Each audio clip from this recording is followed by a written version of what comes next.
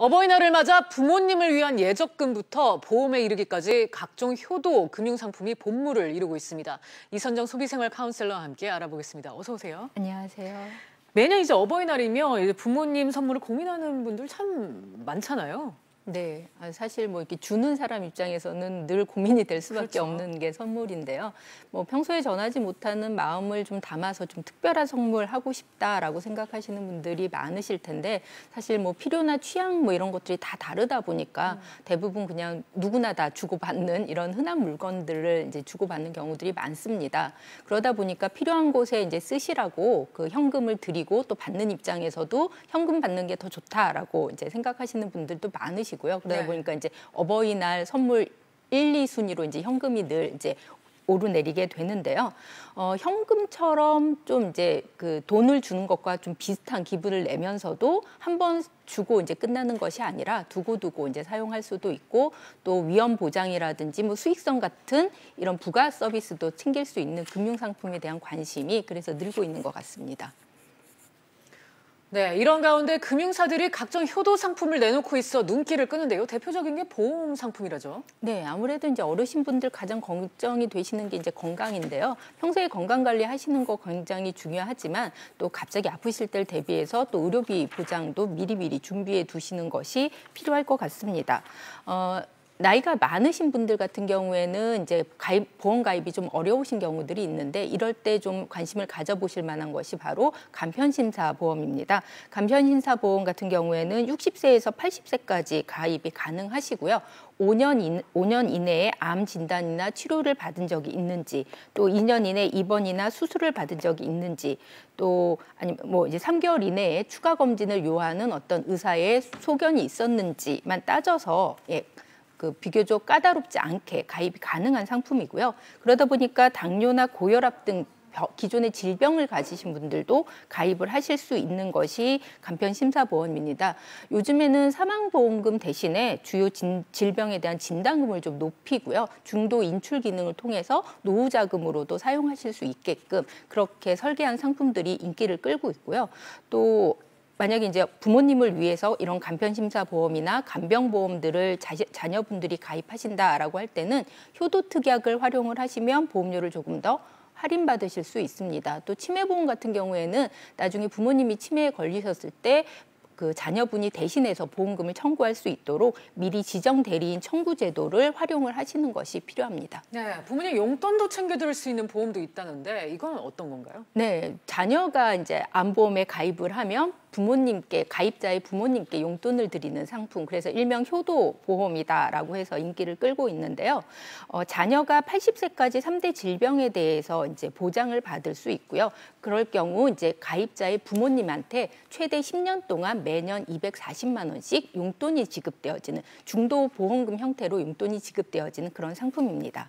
네. 그런가 하면 시니어 고객을 위한 예금 상품도 지금 인기를 끌고 있다고 하죠. 네, 아무래도 이제 은퇴 계층 같은 경우에는 그 노후 자산 때문에 거액의 자산을 보유한 경우들이 많아서 은행의 입장에서도 이제 관심을 둘 수밖에 없는 그런 계층이라고 할 수 있는데요. 은행 상품의 경우에는 그 은행에서 보유한 여러 상품들을 좀 통합 구성해서 패키지 형태로 서비스를 제공을 하고 있습니다. 예를 들면 연금 수령 계좌에서는 이제 수수료가 면제가 되고 또 일정한 잔고 매월 평균 일정 금액 이상의 잔고를 유지할 경우 특별 금리를 주게 되고요. 또 노후 자금의 일부를 목돈으로 예치할 경우 추가 금리를 제공을 하고 환전 서비스에 대한 뭐 이제 수수료 우대 서비스를 준다든지 이런 그 부가 혜택들을 같이 누리게 되는 거죠. 또 이제 계좌 개설 전에 미리 은퇴 전문가와의 어떤 맞춤형 그 상담을 통해서 노후 자산에 대한 컨설팅을 제공받으실 수도 있고요.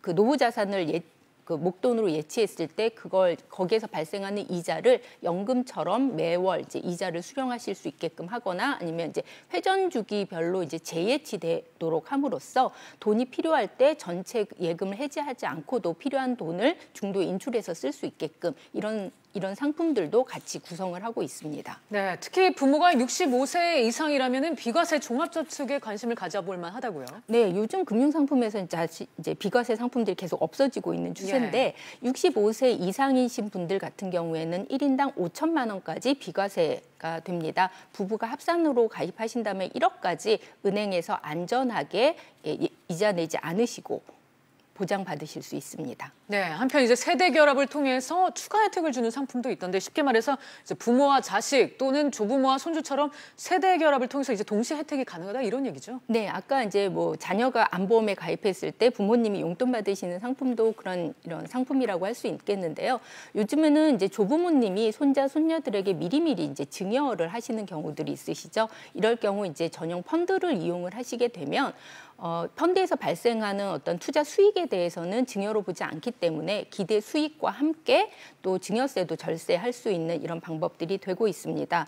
일정 금액 이상을 이제 가입을 하게 되면 무료로 증여 신고를 대행을 해주게 되고요. 또 일반 펀드에 비해서 판매 보수도 30% 이상 저렴하기 때문에 수익률과 어떤 장기 서비스를 동시에 누릴 수 있는 이런 상품이라고 할 수 있겠습니다. 네, 지금까지 각종 효도 금융상품과 관련해서 알아봤는데 하지만 무턱대고 가입하는 거는 좀 안 될 것 같은데요. 끝으로 이제 가입 시에 어떤 점을 좀 주의해야 할까요? 예, 요즘 금융지주 회사들이 되다 보니까 사실 이제 뭐 은행 상품뿐만 아니라 보험이나 투자 상품들 여러 가지 금융 상품들을 통합해서 패키지 형태로 구성하는 이런 서비스들이 많이 나오고 있습니다. 이것도 좋고 저것도 좋다라는 생각에 사실 좀 굳이 필요하지 않은 것까지 가입하시게 될 가능성도 있는데요.